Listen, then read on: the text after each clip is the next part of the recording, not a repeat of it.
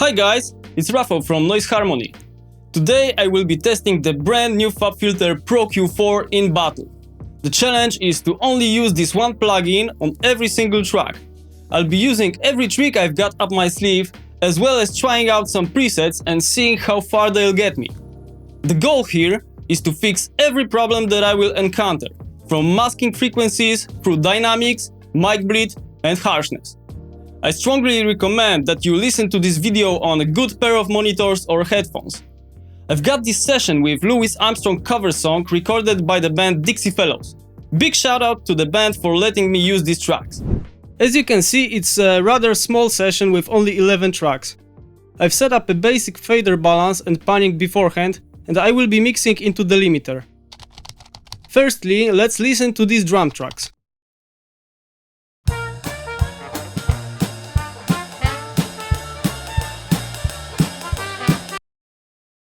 As you can hear, I will be dealing with a lot of bleed from other mics, as it is a recording of a whole band. Let's work on the kicks first. One of the new features in Pro Q4 is extended control over the dynamic bands, making it now similar in functionality to FabFilter's multi-band compressor Pro MB. I will try to de-bleed this signal by controlling mid and high frequencies with a dynamic band. Let's set up a high shelf attenuating most of the bleed from other instruments. I want to set it up almost like a gate that will open very quickly just to let the kick transient through. I want it to react only to the kick hits with the fastest possible attack. I can set the sidechain frequency filtering to 3 to avoid it being triggered by the cymbal hits, which is also a new feature in Pro Q4.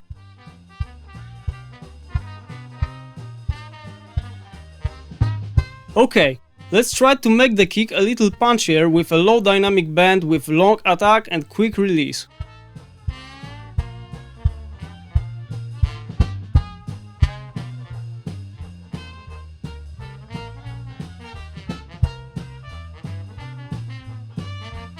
I will also cut some of the ugly low mids and boost a little bit of the top end on that kick with another dynamic band.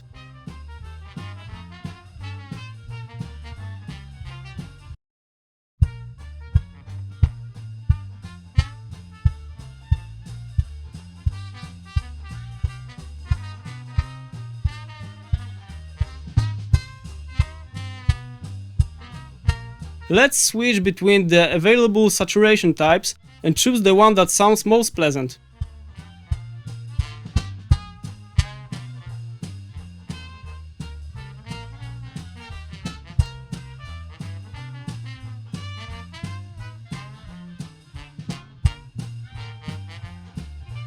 Okay, I like the warm one.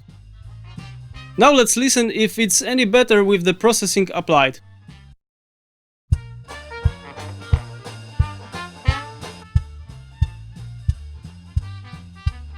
Nice, it's cleaned up a bit.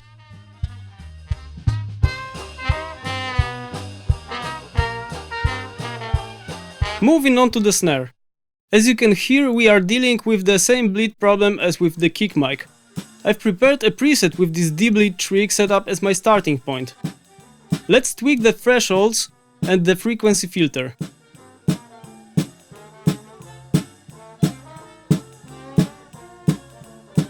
Now let's cut some of the low end, a little bit of low mids, and finally boost the top end with a dynamic band. I want to set this dynamic high band so that it only boosts on the snare hits.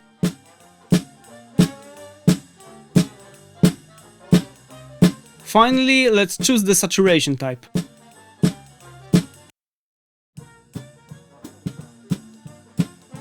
Again, I kinda like the warm one, sounds smooth. Okay, now let's listen to it before and after.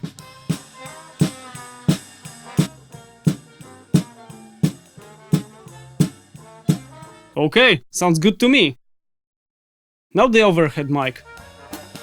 What we can do is cut some of the lows and mids as well as boosting the top end to get that spark from the cymbals.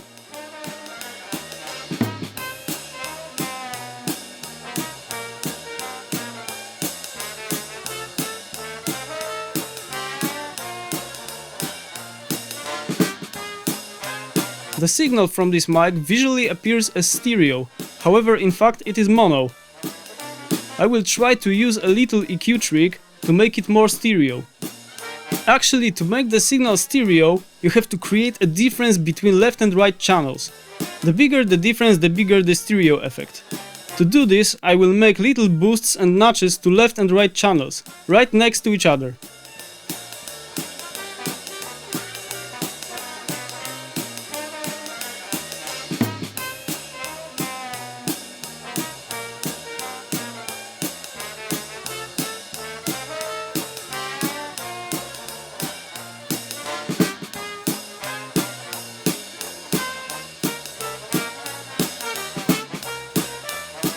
Boom! And it's done! Listen to what happens when I boost this.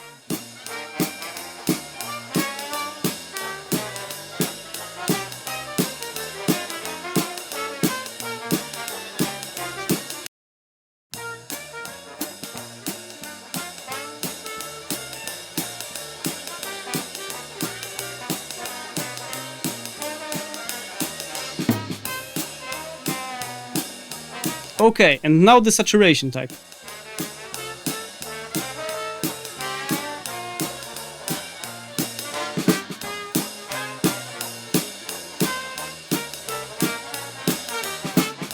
On this one, I like the subtle saturation style.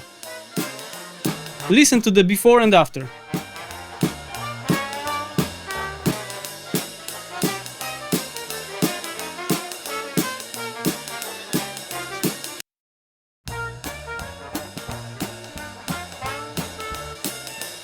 Now let's listen to the drums with effects off and on.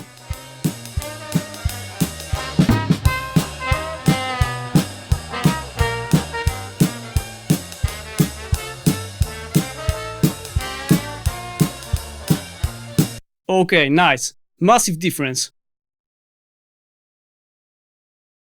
Let's check out this bass track now. It sounds pretty good to me already. Let's make a little boost to the top end and cut a little bit of the mids. I want to compress that low end with a dynamic low shelf.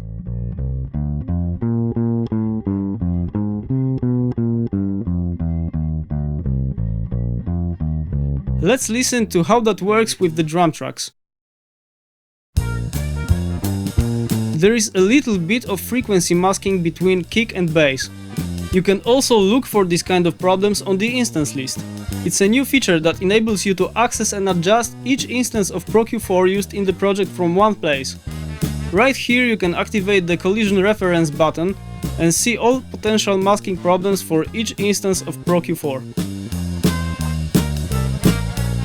To fix this, I will try out the new spectral band feature.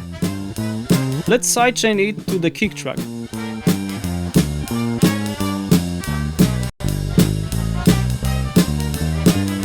I want to achieve smooth ducking only on the frequencies of the kick. To get this effect, I will set the spectral density to 100% and go with the fastest attack and release settings. Wow, this works really well! Once again, let's listen to it on and off. Pay attention to the kick.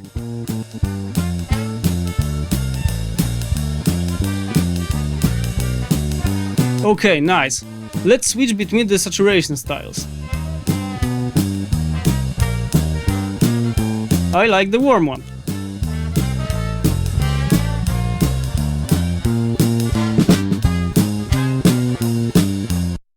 Now it's time for the banjo.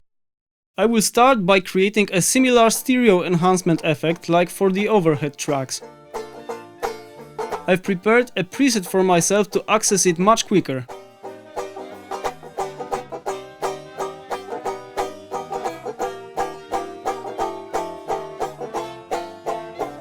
Let's cut the lows and boost low mids to get more melody out of this instrument. I will also create a high shelf to make it just a little brighter.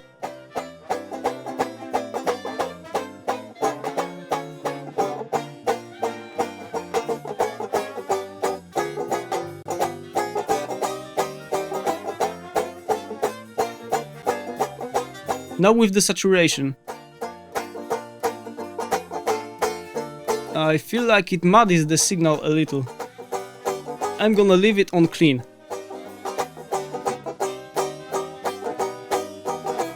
Okay, let's hear what the processing is doing.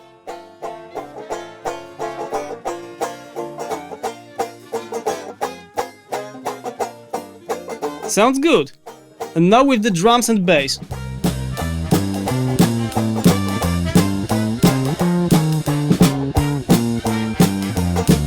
With the gentle stereo widening effect, it now sits better with the rhythmic section. Okay, next up we've got the trombone.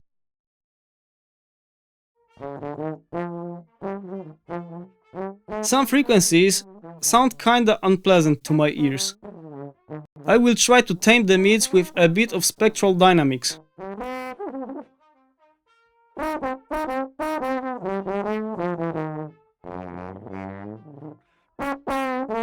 Let's also cut the low end and boost the highs with a shelf.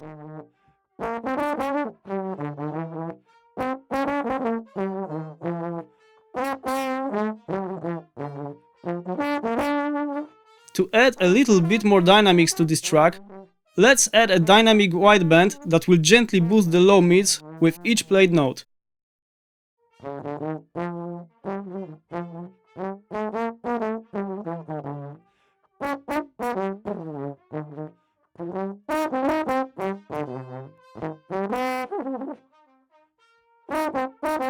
Now let's choose a saturation style.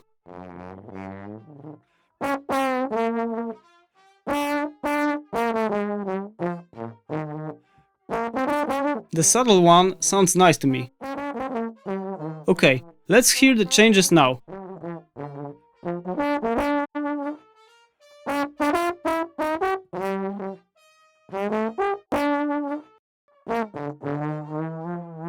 Now let's hear the trumpet.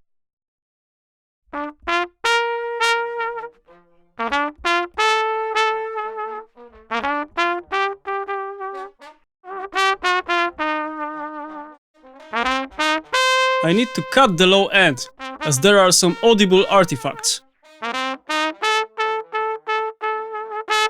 I will also boost the high frequencies with a shelf and set up a dynamic band to gain more control over the mids, adjusting the release to be a little slower.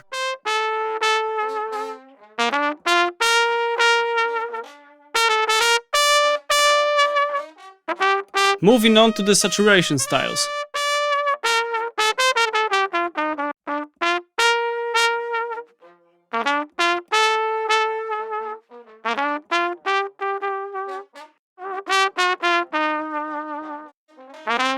I really like the warm one on the trumpet. Let's listen to the signal pre- and post-processing.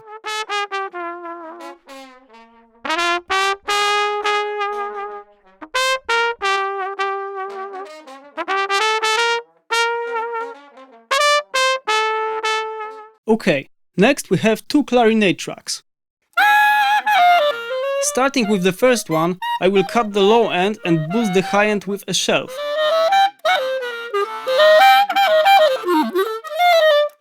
I can also use the EQ sketch feature to do it faster.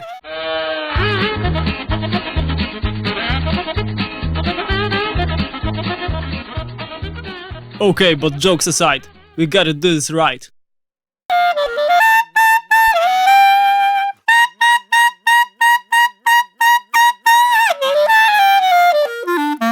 I hear that the instrument is played very dynamically, which is especially noticeable during the solo part. I want to control the dynamics by setting up a very wide dynamic band, which will act as my compressor.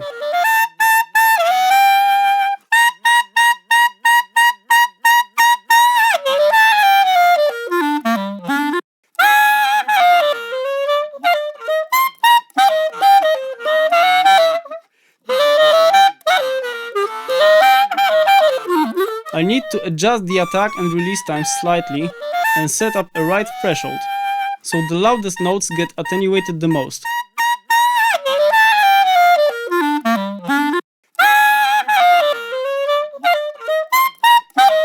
For this instrument, I will choose the warm saturation type. Okay, let's hear the before and after.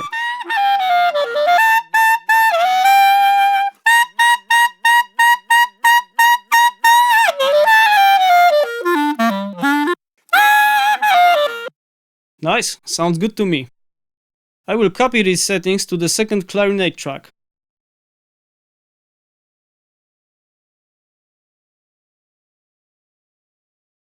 And let's hear the vocals.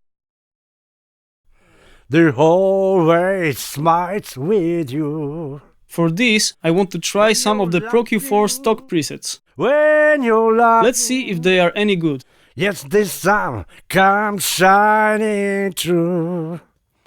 But when you're crying, you bring on the rain. So stop your sighing, baby, and be happy again. Okay, I really like the forward controlled vocal. Keep on It is doing a bunch of processing with spectral dynamic bands doing the de-essing and controlling the mid-range.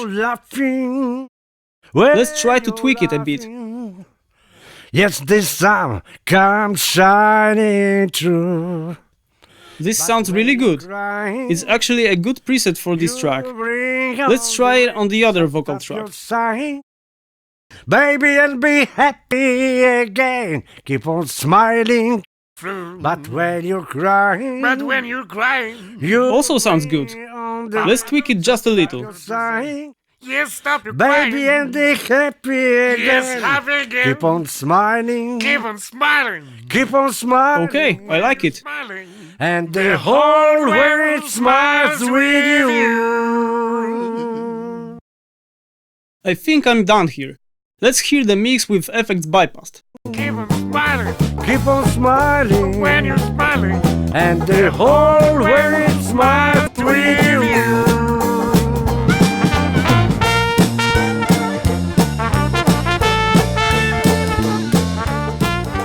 Okay guys, let's wrap this up. I can hear a lot of improvement. The mix has opened up, decluttered, and is noticeably less muddy. I managed to get rid of most of the bleed from the drum tracks.